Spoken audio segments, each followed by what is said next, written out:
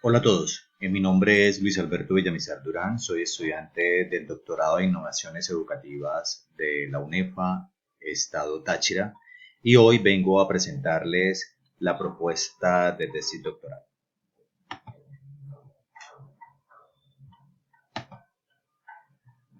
Es importante iniciar diciendo que la educación hoy en día ocupa un lugar relevante en la transformación de una sociedad encaminada a un desarrollo sostenible de la misma.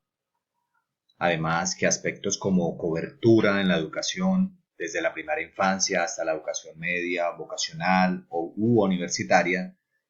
deben estar en la agenda del gobierno y obviamente de quienes hacemos parte como agentes activos de la educación, en este caso nosotros los maestros. Además que el trabajo permanente para cerrar brechas de desigualdad económica, de género y por ende las particularidades individuales se ha convertido en un gran obstáculo, el cual debe ser superado desde el quehacer pedagógico cotidiano, con aprendizajes pertinentes, eficaces y de calidad que permitan a los individuos incorporarse con facilidad en una ciudadanía cada vez más global, en un mundo que es, sin duda alguna, un poco o diría mucho más plural. Es por ello que el título que se plantea en el proyecto de investigación es la aproximación teórica del diseño universal del aprendizaje como didáctica formativa para la equidad e inclusión educativa. El objetivo general que se plantea es generar la aproximación teórica del diseño universal del aprendizaje como modelo formativo para la equidad e inclusión educativa. El diseño universal del aprendizaje se ha convertido en los últimos tiempos en una herramienta eficaz, convirtiéndose en una posibilidad de hacer accesible, obviamente, el proceso de enseñanza y aprendizaje al considerar las habilidades del estudiante y motivarle el éxito, así como un adecuado procedimiento de la información que proviene del entorno en donde se desenvuelve, es decir, los presaberes. Por tanto, pudiésemos reconocer el diseño universal del aprendizaje como una nueva manera o una posibilidad de repensar la educación que aplica para cualquier miembro de la población estudiantil.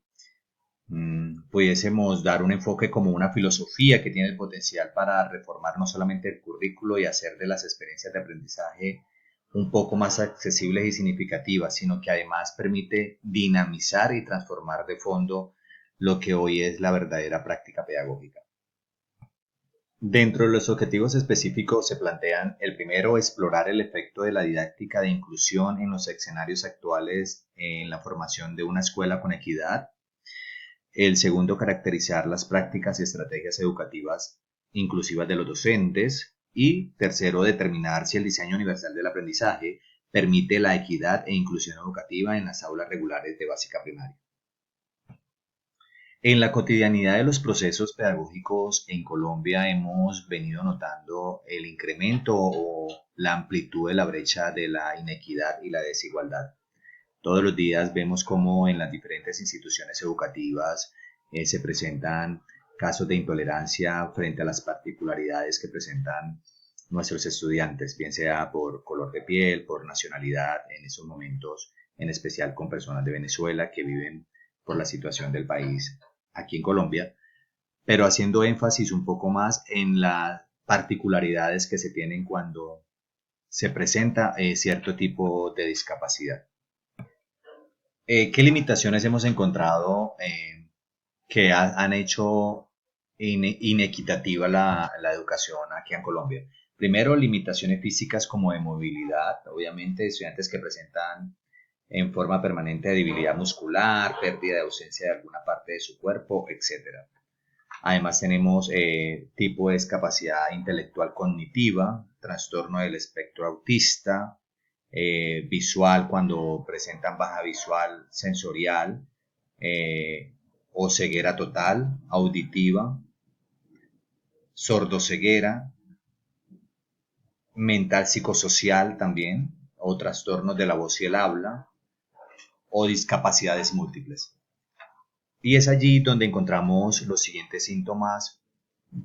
de los cuales pudiésemos abordar en la temática que deseamos investigar o que deseo investigar en este caso. Dentro de los síntomas están la desigualdad en el acceso a la educación de calidad, la exclusión de estudiantes en condiciones de discapacidad o con problemas de aprendizaje, Encontramos además la desmotivación por parte de padres, estudiantes y docentes frente a la situación de discapacidad de los diferentes estudiantes que se encuentran en la institución educativa, porque no encuentran cómo hacer o cómo abordar estas problemáticas para ellos y por ello obviamente la motivación baja. El bajo nivel de desempeño de los estudiantes en los procesos formativos porque se limita simplemente a un trabajo coartado en entregar simplemente guías, un trabajo donde simplemente se les valora el mínimo esfuerzo y no se busca el desarrollo de las capacidades, respondiendo a las necesidades que tiene el estudiante con discapacidad y además respondiendo a lo que él desea, qué es lo que le gustaría aprender o en qué habilidad es más fuerte y por allí poderla desarrollar. Repitencias de año escolar, por lo mismo, pues como no son entendidos los niños y no saben los maestros ni padres de familia cómo abordar las diferentes discapacidades, se vuelve reiterativo la pérdida de año en estudiantes y es por eso que se encuentran estudiantes con 10, 12 años en segundo y tercero de básica primaria sin ser atendidos como realmente lo requieren. Deserción de estudiantes con problemas de aprendizaje de la escuela regular. Obviamente, al ver que un niño tiene 10, 12 años y no avanza de la básica primaria, el camino más fácil que toman los padres de familia es retirar a sus estudiantes de las aulas regulares y llevarlos a sus casas. Por tanto, se les ha empezado a negar un poco o a violar el derecho que tienen a ser educados. La ausencia de capacitación e información sobre los procesos de equidad educativa por parte del gobierno a docentes y padres de familia, la creencia de estrategias pedagógicas que respondan a las necesidades de los estudiantes y por último los paradigmas erróneos frente a la diversidad. Creemos que los paradigmas que se viven hoy en día dentro y fuera del aula de las instituciones educativas es que todos los niños deben ser exactamente igual y deben ser la copia exacta de un molde que nos han dicho que debe ser así. Dentro de las causas tenemos falta de políticas claras que promuevan la equidad educativa, aunque en Colombia existen unas políticas claras, no se ha permitido contextualizar de acuerdo a la zona donde se trabaja o de acuerdo al contexto educativo como tal.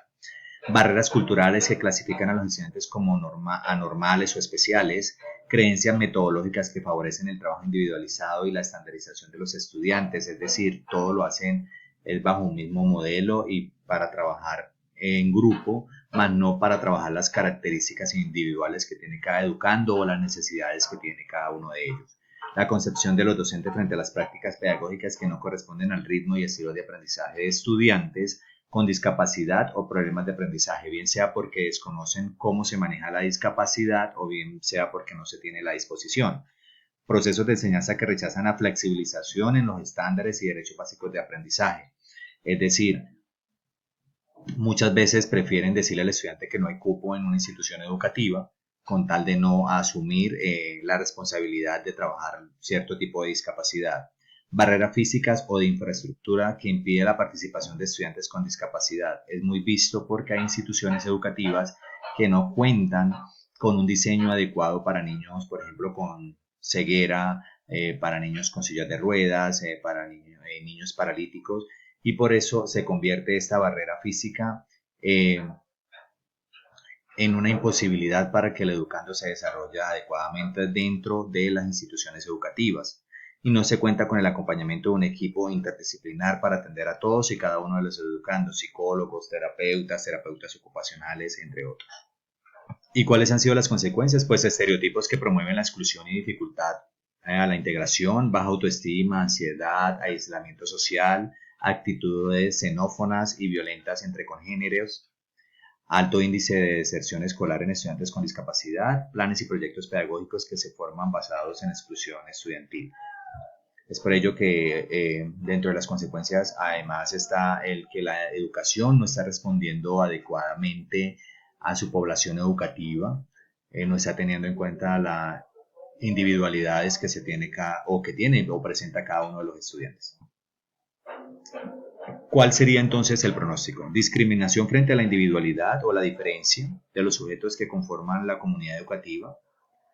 alta deserción escolar, cultura social basada en la exclusión y procesos pedagógicos que fortalecen la segregación, discriminación y obviamente la exclusión en los educandos. ¿Qué se propone alcanzar mediante este proceso investigativo? Primero, un nuevo rol de la escuela en la sociedad. ¿Qué quiere decir eso? Que sea un proceso permanente donde se pueda identificar las necesidades del entorno y de los educandos y por ende responder a la diversidad de las necesidades de todos los estudiantes, garantizando obviamente los derechos legales que tiene cada uno de ellos y los ajustes requeridos basados en el decreto 1421 del 2017, del cual hablaremos un poco más adelante. Dentro de las propuestas también tenemos la eliminación de prácticas pedagógicas que generan segregación, discriminación o exclusión. Es decir, se pretende implementar una nueva manera de pensar la educación que aplica para cualquier miembro de la población estudiantil. Es un enfoque educativo en el que se pretende reducir al mínimo las barreras para el aprendizaje y para la participación, así como maximizar las oportunidades para todo estudiante en equiparación de oportunidades, es decir, en igualdad de oportunidades.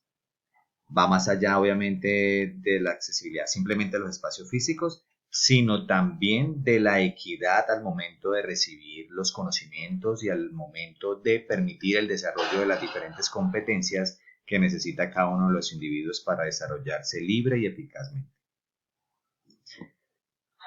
Tenemos además los procesos pedagógicos construidos a partir de las necesidades, intereses y expectativas de los educandos. Es por esto que el diseño universal del aprendizaje permite además no solamente reconocer los presaberes de los estudiantes, sino por ende reconocer que tiene ciertas necesidades y que tiene ciertas características o estilos de aprendizaje que deben ser tenidos en cuenta al momento de entrar dentro de un aula de clase. Y por último, el diseño universal del aprendizaje DUA como modelo flexible y potencializador del aprendizaje de cada educando, eliminando barreras políticas, culturales y didácticas. Podemos en conclusión decir que el diseño universal para el aprendizaje, como su nombre lo dice, es universal porque la mediación docente se plantea pensando que los materiales, recursos o actividades que utiliza este pueden ser utilizadas y comprendidos por una mayoría,